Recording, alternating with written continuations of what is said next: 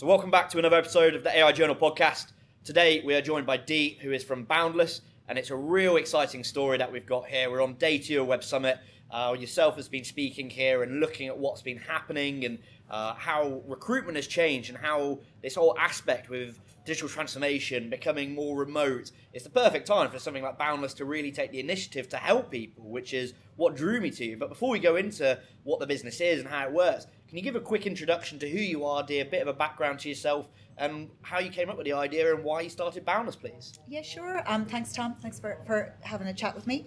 So I spent 10 years in COO roles with B2B SaaS companies. Yeah. Always had responsibility for finance, legal, HR. So I touched on lots of the problems that Boundless solves in a very direct way. These are small businesses, generally teams of between 20 to 50 people. Yeah.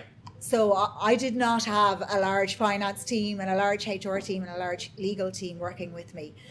So often I was having to figure out this stuff by myself.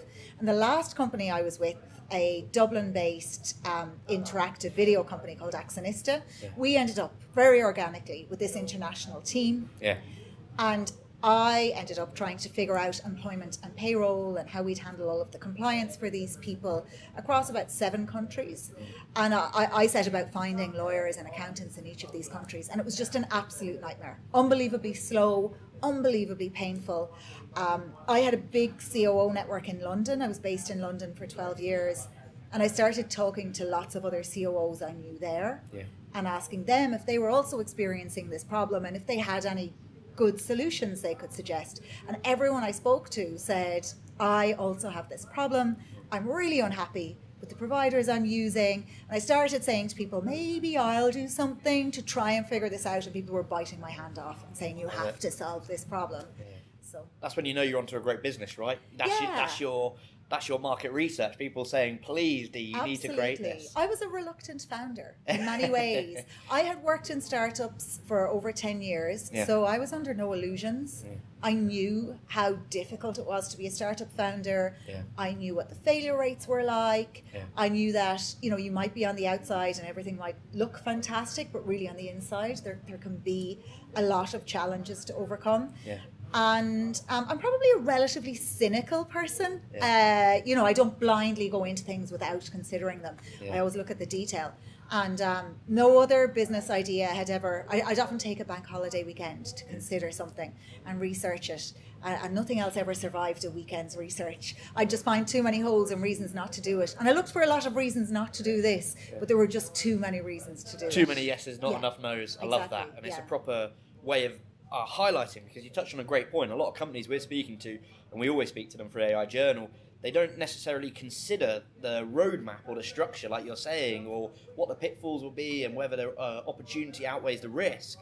And I think that kind of ties back into, or I'd like to tie it back into, with recruitment and how you're seeing it change and how you're seeing it, because I know with the change management and people bringing in a lot more software and how you can help through Boundless, where have you seen the main change, Dee, from, say, pre-pandemic to now you can get anyone across all the world and it's opened all these new networks and connections? I mean, the world of hiring and talent acquisition is a completely different place to what it was. I had breakfast with some colleagues this morning and one of them was saying, God, when we were here 2 years ago and people asked us what we did, you'd have to answer 15 questions before the person got it. Now you just say we're an international employment platform and people understand what that is and why companies would have a need for this. Love it.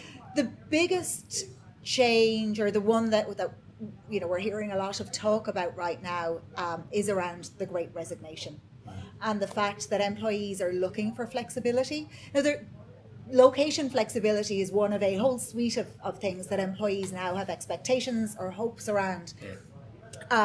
But the location flexibility is one that every company with any kind of sizable team seems to be struggling with. So we used to say there were 2 use cases for Boundless. One was companies with independent contractors where they knew they had compliance issues and they needed to convert them to employees to be doing things legally. The second case was companies that were considering their hiring strategy and they were looking to hire from a global talent pool or looking at how they could widen that net and bring more great talent in. But this third use case was just far less common. We didn't hear much about it at all before the pandemic. Now, 80% of conversations we have are with companies who are saying, team members are coming to us every week and they're saying, I'm leaving because I want to move to country X. Or, and it's quite interesting, I think it's younger team members will say, I'm moving to country Y, you need to support me doing that. Yeah.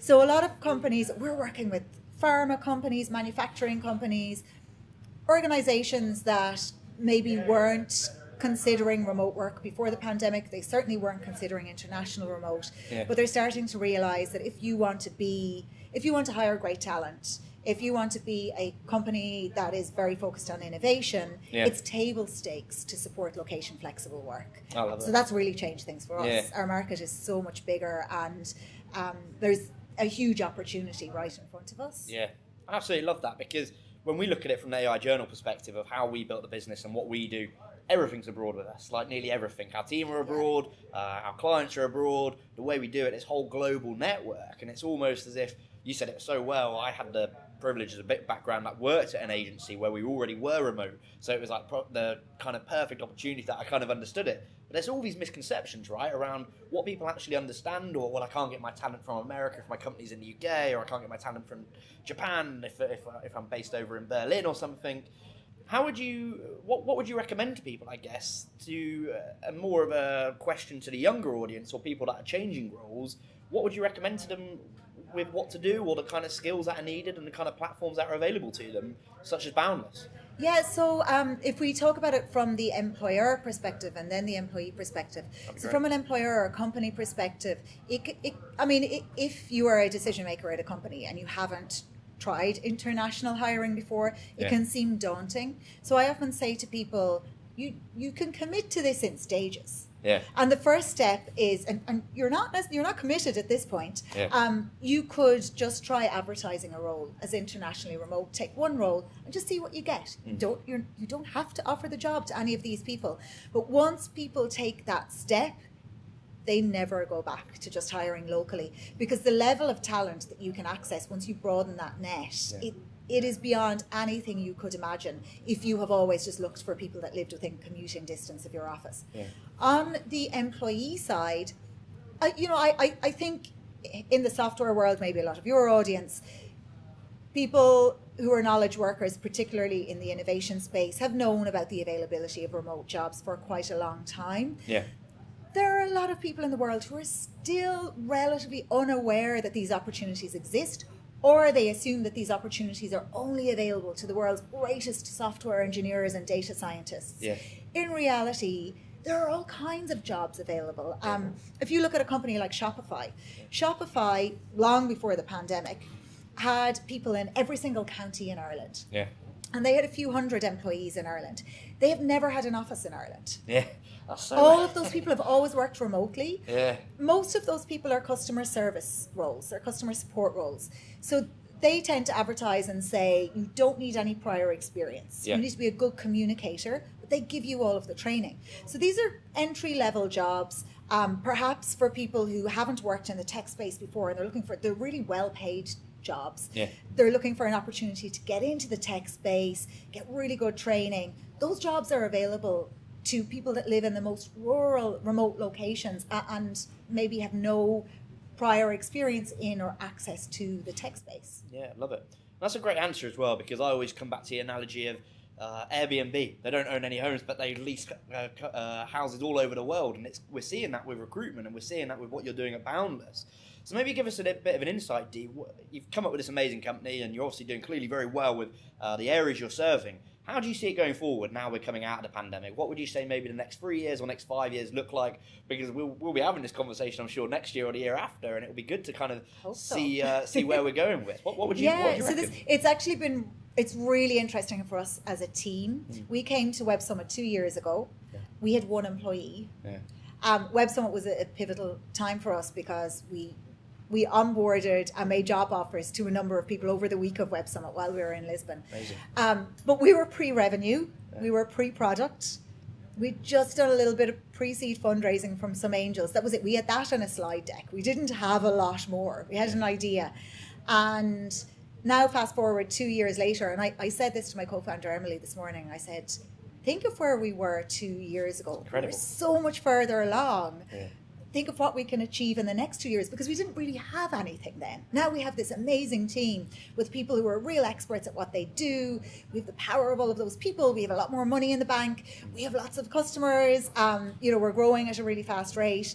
Our year-on-year growth from the 31st of October last year to 31st of October this year was 741% in terms of our ARR. That's awesome. I know, it's a really nice number. Yeah. So we're doing a team retreat on Thursday and Friday this week in Lisbon. We're getting everyone together, and I'm going to be saying to the team, well, if we apply those growth rates over the next 12 months, where might we be?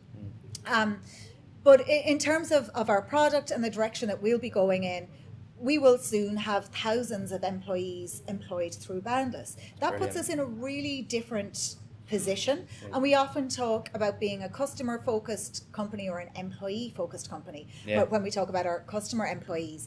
And once we have thousands of employees on the Boundless platform, in many ways we will start to look to how we can serve those customer employees and what we can do to give value to them. And for us as a product, that offers really interesting opportunities to flip what it is that we're doing, still serving our customers, being the companies that these people work for and fulfilling their needs, but also looking at all of these employees based all over the world and what their needs are and how we can help them out. Yeah, I love it. And it's such a good core thing, because there's one thing I just picked up in that specifically, Dee, is you're obviously helping a lot of people go into their dream roles and dream careers. And something like that is awesome, because we're in an area which is very emerging at the moment. And we know it's a first world problem where companies come to us or we speak to governments and they say that we can't get people into these roles with data science or data engineering because they're coming out of university or they don't have this, there's a knowledge gap and they haven't learned these skills. And I think, do you think there's a role for Boundless in that area, and what's the kind of messaging behind Boundless to support these new emerging ideas, new emerging businesses, and to really help them get the talent they need? Yeah, it's a really interesting question. I actually spoke with the founder this morning from a company called Hustle, a very early stage business, but they are matching graduates with companies. So we were having a chat about that space, and it's not a space I know very much about, so really interesting for and it was just before this conversation that I had that meeting, so really interesting you bring it up. I think there are huge opportunities for platforms that have reach, and we have international reach. Yes. And we are not a marketplace. That other business I mentioned is a marketplace. That our business model is not a marketplace, but we do have two sides that we engage with. One is the customer employee, one is the customer. For our customer employees, it's really important for us that their login to the Boundless platform is actually from their personal email. So the thinking is that a customer employee over the course of their career may have employment with a number of different employers through the Boundless platform. Now, we don't do matching right now. Where we've come from is solving the problem for the customer company. Absolutely. Where they have a compliance issue with employment and with payroll. But of course, as you grow and you have more of both sides of this market, and I think for the foreseeable future, we're going to see these companies struggling with access to the best talent. But connecting them and facilitating those opportunities for people that might be entering the market and helping them to figure out where those opportunities are with companies, that makes absolute sense. I think that's great. That's a great answer, because I just want to touch on one more thing before we wrap up with this interview. Looking at from how Boundless does help, how have you seen it within companies? And we touched on it slightly earlier, but say now let's look a bit more specifically at the operations, what Boundless can help with those kind of areas. How is Boundless adapting to all these new companies to really make sure that they are compliant, that you do have the payroll, that they do have these things? Because we get warned about it and startups get warned about it. It's very easy to get caught off track. What would your advice be, and how can Boundless help with that? It's very, very easy to get caught off track. It's one of those things, unless you have some kind of expertise in this space or you're a specialist. So a lot of the people we would talk to would be CFOs, heads of legal, heads of people ops, or heads of HR. When we get on a sales call with them, we don't explain why they have a problem. We don't need to tell them why they need to use Boundless. They understand why. Often if individuals are involved in other areas of a business, so you get it a lot with CTOs, where CTOs will find an amazing candidate and they make the offer, and then they turn around to someone in an ops role and go, oh, and this is how I came up with the idea for Boundless, because this is what I experienced. The CTO turns around and goes, oh, by the way, I've just hired someone in Berlin. And you're like, what? Hold on a second. And they're like, no, it's not a big deal. We're all set up for us to collaborate remotely. Yeah. No, it's a really big deal. Yeah. I now have to go and research German employment law. I have to get us a tax registration with the German government. You know, the German government, they like their tax filings. They're going to want all of that information on time. Yeah. And we are going to have to stay on top of the employment laws there as they change, the tax rules as they change. That's fine if you have a huge finance team and a huge legal team and a big HR team. But that doesn't really work for a smaller company to have to fulfill all of those obligations across a range of countries that vary wildly. So if you want to employ someone in Denmark, you're paying statutory employer contributions of about 1.25%. Not a big deal. But if you were the CTO and you made that job offer to someone in Portugal or France, you're looking at, Portugal, it's about 35%. It's going to cost really you. jumps. In France, it's about 50%. You're going to have to pay 50% on top of the salary. Yeah. So then your finance team are jumping up and down saying, but this is not what we've planned for. These people are now looking way more expensive. Yeah. So, we help companies to understand all of that, and then we take care of all of the operational aspects of that, so all of the tax filings. And I always say we operate with the assumption that our customers know absolutely nothing about the employment laws or the tax regime in these countries. We give them everything they need, and we handhold them and distill all of this noise and information down into very easy to absorb bullet points, I guess, and let them know where they need to know detail. I love it. Well, I've definitely learned something today, and I'm sure the listeners have, because looking at just that stat before, it's something you don't consider. And as a founder, being very honest and transparent, you get to that stage and you think, this is where I should have really got that help or got that support to really understand it. So where can people find out more about you, Dee? Where can they find out more about Boundless, and where can they get in touch with you? Yeah, so we're at boundlesshq.com. So that's the best place to find us. If anyone wants to find me on Twitter, there aren't too many D Coakleys out there. I'm DEECOAKLEY on Twitter. Very easy to find. I love it. And I really want to say thank you again for joining us today. It's been great to have you on the show, and we'll put all that in the show notes for people listening. And thank you for coming along, Dee. Thanks so much, Tom. It's been great talking to you. Cheers.